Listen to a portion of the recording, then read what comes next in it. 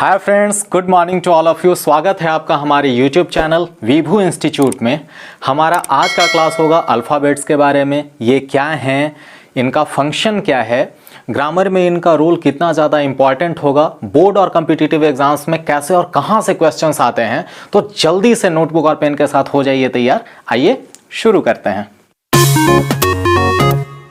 Alphabet क्या है, वर्णमाला क्या है, यहाँ डेफिनेशन है, it is a special set of basic written symbols or graphemes that represent the phonemes of certain spoken language। यानी कि विशेष भाषा के लिए विशेष संकेतों और उच्चारणों के समूह को हम क्या कहते हैं, वर्णमाला कहते हैं। यानी कि वर्णमाला ऐसा समूह है जिसमें अक्षर होते हैं, वर्ण होते हैं, जिनका कि एक विशेष संकेत होता है, एक स्पेशल सिंबल होता है और उनका उच्चारण भी, उनका प्रोनाउंसिएशन भी यूनिक होता है। अब आते हैं कि इंग्लिश अल्फ़ाबेट में कितने लेटर्स हैं। तो यहाँ दिख रहा है कि in English alphabets there are 26 letters. लेकिन जब भाषा की उत्पत्ति हो रही थी, यानी कि 16th सेंचुरी में जब लैंग्वेज अपने आप को बिल्डअप कर रहा था, तो उस समय इंग्लिश लैंग्वेज में 29 लेटर्स होते थे। यानी कि आज के डेट की अगर हम बात करें तो सिर्फ और सिर्फ 23 लेटर्स होते थे और बाकी के 6 लेटर्स यहाँ पे हैं एंड और बाकी ये सारे। एंड का यूज़ अब हम लोग शॉर्ट सिंबल के रूप में कर रहे हैं। बाकी ये जो 5 पॉइंट्स हैं इनका यूज़ अब नहीं हो रहा है, या फिर हम डिप्थोंग्स में इनका यूज़ करते हैं। और पहले के लेटर में जे, यू और डब्ल्यू नहीं था। लेकिन जब नया मॉडर्न इंग्लिश ग्रामर आया या फिर इंग्लिश लैंग्वेज बहुत ज़्यादा वाइड स्प्रेड होना शुरू हुआ, तो टोटल 26 लेटर्स आ गए, जो कि A B C D E F पूरे के पूरे जेड तक आते हैं। अब रही बात कि इनको फिर से कैसे डिफाइन किया गया, तो अल्फ़ाबेट को फिर से डिफाइन किया गया, a set of letters in a fixed order that we use in writing. एक अक्षरों का समूह, एक वर्णों का समूह, जिनको कि हम एक फिक्स्ड ऑर्डर में लिखते हैं, जैसे ए के बाद बी, बी के बाद सी के बाद डी। और ये लेटर्स दो तरीके से लिखे जाते हैं। पहले को हम कैपिटल लेटर राइटिंग कहते हैं और next one is small letter writing. तो आपने देखा होगा कि इंग्लिश में, खास करके इंग्लिश कॉपी में जो 4 लाइन होते हैं उनमें हम कैपिटल लेटर भी लिखते हैं और स्मॉल लेटर भी लिखते हैं। इनको लिखा कैसे जाता है, कैपिटल लेटर और स्मॉल लेटर, ये आपके स्क्रीन पे दिख रहा है। अब रही बात कि वो जो 4 लाइन्स होते हैं उनको हम क्या कहते हैं, तो सबसे ऊपर वाला जो लाइन होता है उसे हम कहते हैं अपर लाइन।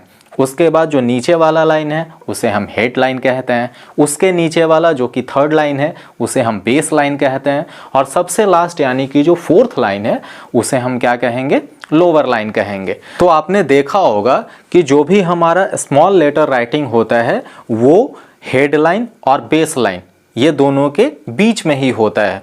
और जब हम कैपिटल लेटर की बात करते हैं तो बेस लाइन से ऊपर के जो 2 लाइन होते हैं वहां पे होता है। कर्सिव राइटिंग की अगर हम बात करें तो वो भी बेस लाइन से ही ओरिजिनेट होता है। इंग्लिश कॉपी में जो लाइंस होते हैं उनके बारे में खास करके एलिमेंट्री टीचर से बहुत ज़्यादा क्वेश्चन पूछा जाता है कि what are the names of all the 4 lines used in the English hand writing copy. तो कुछ ऐसी जानकारियाँ हैं जो हमें पता नहीं होती हैं क्योंकि हम उनका यूज़ नहीं कर पाते हैं। तो ये कुछ बातें थी। अब हम चलते हैं कि क्या इंग्लिश ग्रामर में ही सिर्फ अल्फ़ाबेट होता है, बाकी सब में नहीं होता? तो बाकियों में भी होता है। मैंने अपने प्रीवियस वीडियोस में ही बताया हुआ है कि ग्रामर सिर्फ एक स्पोकन या फिर एक लैंग्वेज में नहीं है, बल्कि ये सभी लैंग्वेजेस में है, जो कि अपना एक अलग अलग रूल्स और रेगुलेशंस यूज करते हैं। उनका अलग एक व्याकरण होता है, जैसे हिंदी व्याकरण, संस्कृत व्याकरण। इसी तरीके से जितने भी भाषाएं हैं सभी भाषाओं का अपना एक अलग व्याकरण होता है, कुछ नियम होते हैं जिनसे वो अपने भाषा पे पकड़ को मजबूत बनाते हैं। तो यहाँ देखते हैं हम इंग्लिश में कितने हैं, 26 लेटर्स हैं। अगर हम हिंदी की बात करें तो कुल 52 अक्षर हैं। संस्कृत की अगर हम बात करें तो कुल 44 अक्षर हैं। अगर उर्दू की बात करें तो यहाँ पे 34 अक्षर हैं। और यही 3-4 भाषाएं हैं जो हमारे आसपास के क्षेत्रों में बोली जाती हैं। अगर हम बात करते हैं फॉरेन लैंग्वेजेस की तो चाइनीज़ में 204 लेटर्स हैं, जर्मन में 29 लेटर्स हैं, फ्रेंच की अगर बात करें तो 25 लेटर्स हैं, अगर हम रशियन की बात करते हैं तो 36 लेटर्स हैं, और अगर लैटिन की बात करें तो 22 लेटर्स हैं, यूनानी की बात करें तो 24 लेटर्स हैं, और भी बहुत सारी ऐसी जानकारियां हैं जो आप कहीं से भी पढ़ सकते हैं। अब रही बात कि सबसे छोटा अल्फ़ाबेट कौन सा है और सबसे लंबा अल्फ़ाबेट कौन सा है, ये जनरली खास करके जो टीईटी, सीटीईटी या फिर एजुकेशनल पर्पस से अपनी पढ़ाई करते हैं या कंपटीशन की तैयारी करते हैं उनके लिए है। तो स्मॉलेस्ट अल्फ़ाबेट जो कि 12 लेटर्स का है ये है रोटोकॉस, जो कि पापा न्यू गुएना में है, और लॉन्गेस्ट अल्फ़ाबेट ये है 74 लेटर्स का जो कि खमेर में यूज होता है और ये कंबोडिया देश में है। ठीक है, अब हम बात करते हैं अल्फ़ाबेट्स हो गया। अल्फ़ाबेट्स में हम पढ़ते किन चीज़ों के बारे में हैं, तो it is a set of letters, यानी कि वर्णों के समूह को ही वर्णमाला कहते हैं। तो वर्ण क्या होता है, तो आइए देखते हैं लेटर्स यानी कि वर्ण और अक्षर क्या हैं। A unique symbol that has unique pronunciation is known as letters, यानी कि कोई ऐसा एक अद्भुत संकेत जिसका कि एक अद्भुत या एक अलग ही उच्चारण होता है उसे हम क्या कहते हैं, लेटर्स, वर्ण या अक्षर कहते हैं। जैसे अगर हम यहाँ पे लिखते हैं एन, तो आप इसे एन ही पढ़ेंगे, इसके अलावा आप कुछ नहीं पढ़ेंगे। और यही एन को अगर हम सुला देते हैं तो ये हो जाता है जेड, इसे आप जेड ही पढ़ते हैं, जेड के अलावा और कुछ नहीं पढ़ेंगे। फिर है ओ, कहने का मतलब ये है कि एक खास संकेत जिनका कि एक खास उच्चारण होता है उसे हम क्या कहते हैं, वर्ण या अक्षर कहते हैं। A unique symbol that has unique pronunciation is known as letters. अब रही बात कि in how many groups letters are divided, तो letters are divided into 2 groups. First is the vowels and second is the consonants. Vowel क्या होता है, स्वर क्या होता है, कॉन्सोनेंट व्यंजन क्या होता है, आइए देखते हैं। स्वर कहने का मतलब सीधा और सरल भाषा में ये है कि जो भी ध्वनि हमारे अंदर से निकलती है वो बिना फ्रिक्शन के हो, बिना संघर्ष के हो, बिना घर्षण के हो।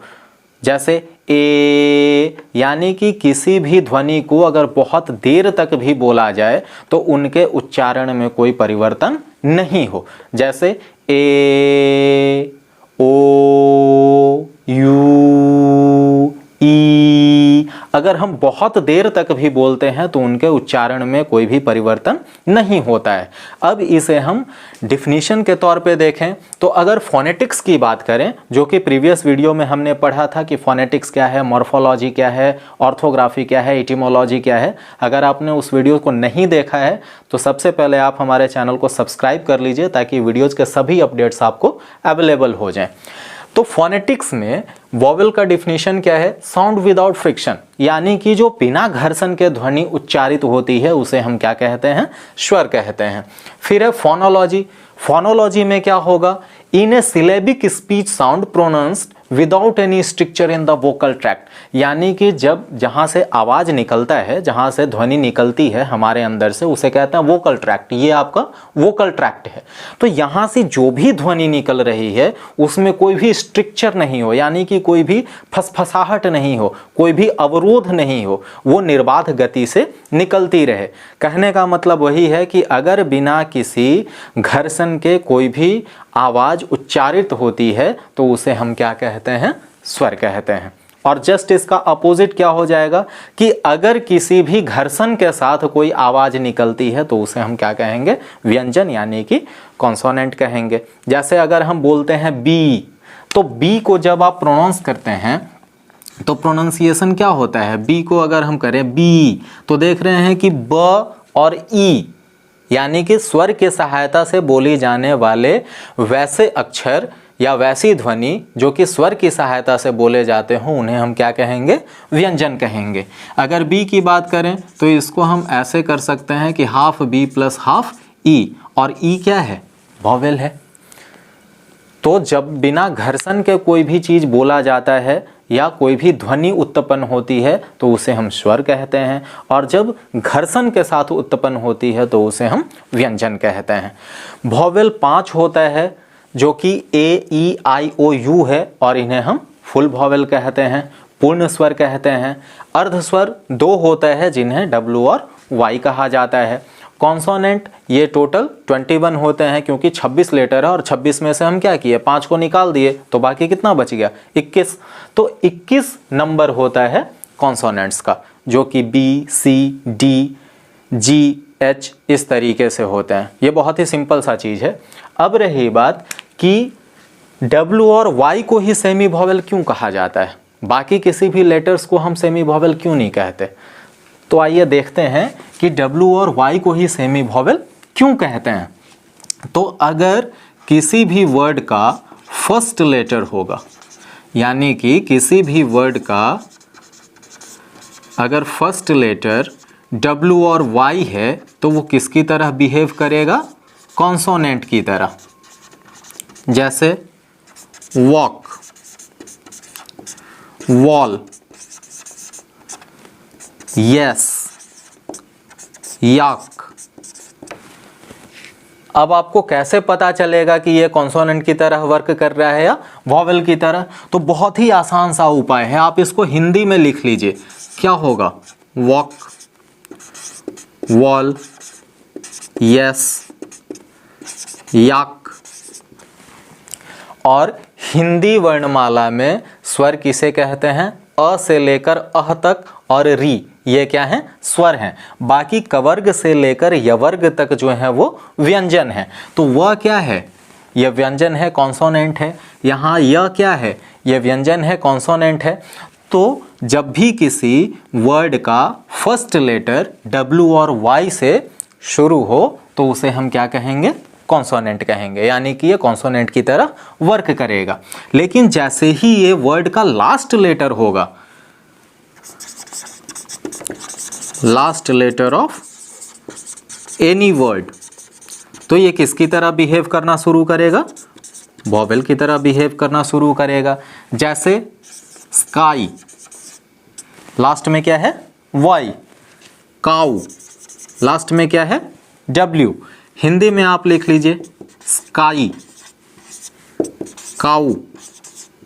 अभी मैंने आपको तुरंत बताया कि हिंदी वर्णमाला में स्वर अ से लेकर अह तक और री हैं, तो ई और ऊ क्या है, स्वर है।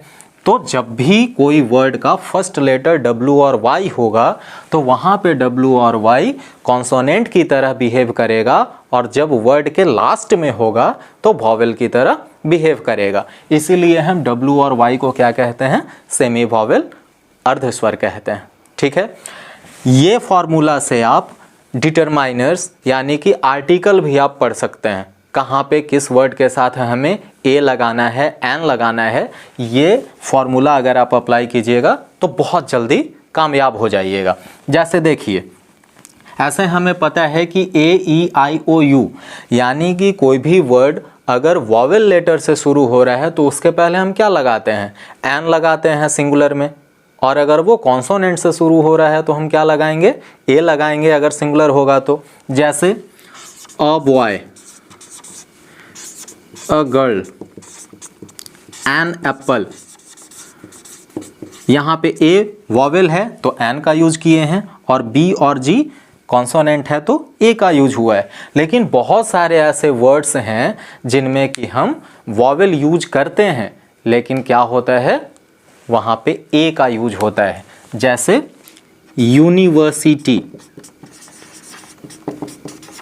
यहाँ पे हम एन का यूज नहीं करेंगे, किसका यूज करेंगे, ए का। क्यों? क्योंकि अगर आप इसको हिंदी में लिखते हैं यूनी, तो यह क्या है, ये कॉन्सोनेंट है, व्यंजन है, इसलिए हम किसका प्रयोग करेंगे, ए का। एन का प्रयोग भूल के भी नहीं करेंगे। ठीक है, फिर करते हैं यूनिक। तो यूनिक, इसे भी अगर हम लिखें तो यूनिक, यह क्या है, व्यंजन है, तो यहाँ पे क्या हो जाएगा, ए हो जाएगा। लेकिन अगर हम अम्ब्रेला लिखें तो अम्ब्रेला में क्या यूज होगा, एन, क्योंकि अम्ब्रेला। अ क्या है? वॉवेल है, स्वर है। आ रही है बात समझ में? अब ऐसे ही हम अगर बात करें एमपी, मेंबर ऑफ पार्लियामेंट, तो एमपी में क्या लगेगा? ए लगेगा या एन लगेगा? तो यहाँ पे इसको आप जब लिखेंगे एम पी, तो ए क्या है? वॉवेल है, स्वर है, तो यहाँ हो जाएगा N M P. Hour, H O U R, H क्या है? कॉन्सोनेंट है, लेकिन यहाँ पे हम इसको हिंदी में अगर लिखें आवर, तो आ क्या है? वॉवेल है, इसलिए हम क्या लिखेंगे? An hour. तो अगर आप हर चीज़ों को रिलेट करना सीख जाइएगा तो चीज़ें अपने आप याद होना शुरू हो जाती हैं और फिर आप एक रिलेशन बनाते हैं और आपको ज़्यादा मेहनत, ज़्यादा रिवीजन की ज़रूरत नहीं पड़ती है। अब हम आते हैं कॉन्सोनेंट में कि एग्ज़ाम में, खास करके कम्पिटिटिव एग्ज़ाम्स में कैसे कैसे क्वेश्चन आते हैं। तो ऐसा नहीं है कि इंग्लिश हम पढ़ रहे हैं तो सिर्फ इंग्लिश कम्प्रीहेंशन में ही क्वेश्चन हम सॉल्व कर पाएंगे। बहुत सारी चीज़ें ऐसी हैं, अभी मैंने आपको बताया कि जब आप रिलेटेबल स्टडी करते हैं तो बहुत सारे सब्जेक्ट्स को भी हम आपस में रिलेट कर देते हैं। जैसे अगर हम कॉन्सोनेंट्स की बात करते हैं तो इससे बहुत ज़्यादा क्वेश्चन आपसे इंटरव्यू में भी पूछा जाता है और पूछा भी गया है, खास करके पीसीएस इंटरव्यू में। और रीजनिंग भी यहाँ से निकल के आता है। रीजनिंग का क्लास आप देखिए, रीजनिंग में भी बहुत सारे ऐसे क्वेश्चंस होते हैं जो कि इंग्लिश अल्फ़ाबेट से आते हैं, जैसे कोडिंग डिकोडिंग हो गया या फिर इमेज हो गया। तो यहाँ पे कुछ कुछ पॉइंट्स हैं, आप देखिए। लैटरल इन्वर्टेड या मिरर इमेज, कौन कौन से ऐसे लेटर्स हैं जिनका मिरर इमेज या लैटरल इन्वर्शन सेम होता है।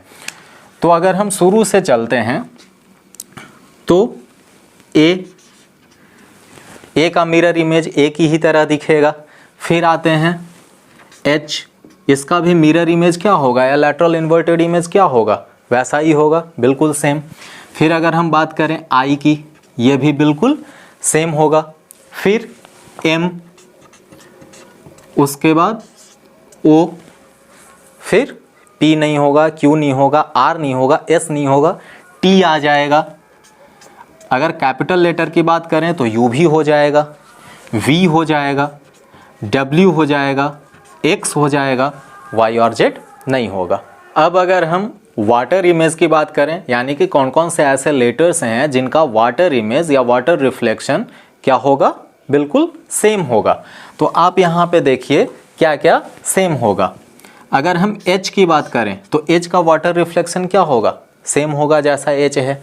फिर आई, इनका भी सेम होगा, ओ इनका भी सेम होगा और एक्स इनका भी सेम होगा। तो ये चार ऐसे लेटर्स हैं जिनका वाटर इमेज बिल्कुल सेम होता है जैसे ये रियल में है। अब बात करते हैं कि कौन कौन से ऐसे लेटर हैं जिनका प्रोनाउंसिएशन से वर्ड्स भी फॉर्म हो जाता है।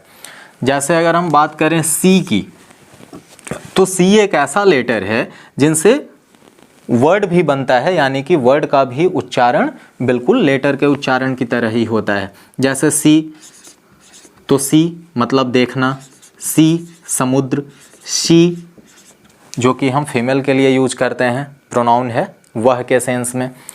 फिर अगर हम बात करें आई की, तो आई आँख, नेत्र, नयन, चक्षु जो भी आप बोलिए। फिर आते हैं पी, मटर सब्जी का नाम है। फिर आते हैं क्यू, क्यू लेटर का उच्चारण भी वही होगा जो क्यू वर्ड का होगा। क्यू का मतलब होता है पंक्ति लगाना या पंक्तिबद्ध होना।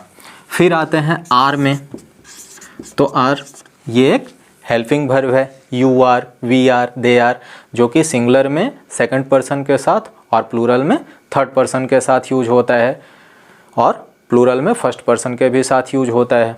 फिर ऐसे वर्ड्स और हैं जैसे टी,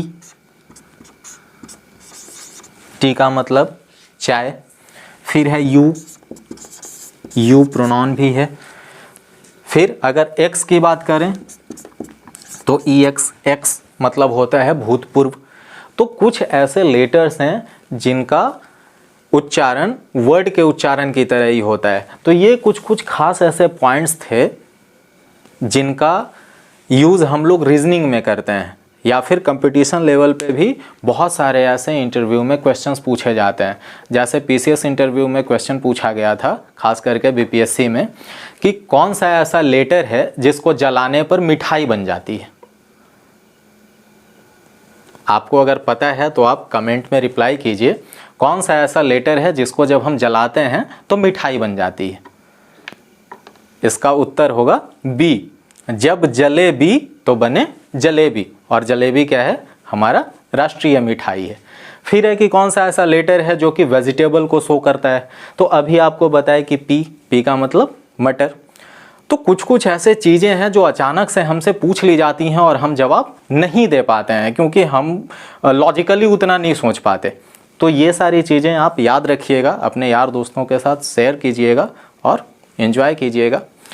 अब बात करते हैं खास करके वॉवेल्स में। वॉवेल्स में हमने पढ़ लिया कि there are 5 full vowels and 2 semi vowels, और कैसे कैसे सेमी वॉवेल यूज किया जाता है, यानी कि W और Y कब कॉन्सोनेंट की तरह बिहेव करेगा और कब वॉवेल की तरह बिहेव करेगा।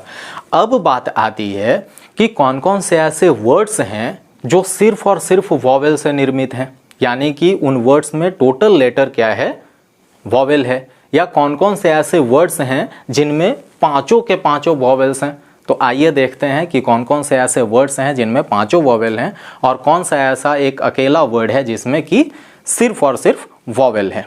एक वर्ड है आयुइया। क्या है? IOUEA। ये एक सी स्पॉन्ज है, आपको बायोलॉजिकल रिलेटेड टर्म में मिलेगा। ये एक ऐसा वर्ड है जिसमें कि सारे लेटर्स क्या हैं, वॉवेल हैं। एक और वर्ड है जिनमें कि पांचों वॉवेल हैं और उसमें सिर्फ सिंगल कॉन्सोनेंट है, वो क्या है? यूनोइया। EUNOIA। इसका मतलब होता है ब्यूटीफुल थिंकिंग, बहुत ही खूबसूरत सोच, ब्यूटीफुल थिंकिंग। यहाँ पे N क्या है? ये कॉन्सोनेंट है, बाकी सारे के सारे लेटर्स क्या हैं, वॉवेल्स हैं। अब हम बात करेंगे ऐसे कौन कौन से वर्ड्स हैं जिनमें कि पांचों वॉवेल्स आता है। तो बहुत सारे ऐसे वर्ड्स हैं जिनमें कि 5 वॉवेल्स आते हैं। अगर हम सबसे सिंपल की बात करें तो ये है एजुकेशन, शिक्षा, जो आप मुझसे ले रहे हैं, जो आप अपने स्कूल कॉलेज बाय सेल्फ करते हैं। फिर हम बात करें ऑटोमोबाइल, हम एक जगह से दूसरे जगह जाते हैं। यहाँ पे देखिए AEIOU। बहुत सारे ऐसे वर्ड्स हैं, आप उन वर्ड्स को ढूंढिए, सोचिए और मुझे कमेंट में बताइए। मैं कुछ और वर्ड्स आपको बता रहा हूँ। बिहेवियर, हमारा व्यवहार, बिहेवियर में भी AEIOU है। उसके बाद रेगुलेशन, AEIOU। फिर अगर हम बात करें इवैक्यूएशन,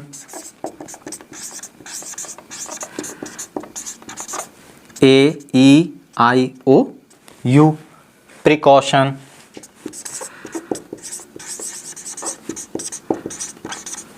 AEIOU। बहुत सारे ऐसे वर्ड्स हैं। मैथ्स में आप पढ़ते हैं ज्यामिति, ज्योमेट्री, जिसका कि अलग टॉपिक है मेंसुरेशन,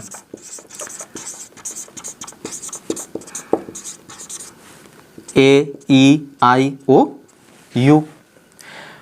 फिर अगर हम एडजेक्टिव की बात करें या किसी के पर्सनालिटी की बात करें, उनके व्यक्तित्व की बात करें, तो कुछ लोग बहुत ज़्यादा हंसमुख होते हैं और कुछ लोग बहुत ज़्यादा संयमी होते हैं, वो पोलाइट होते हैं। तो मजाकिया, फेसियस,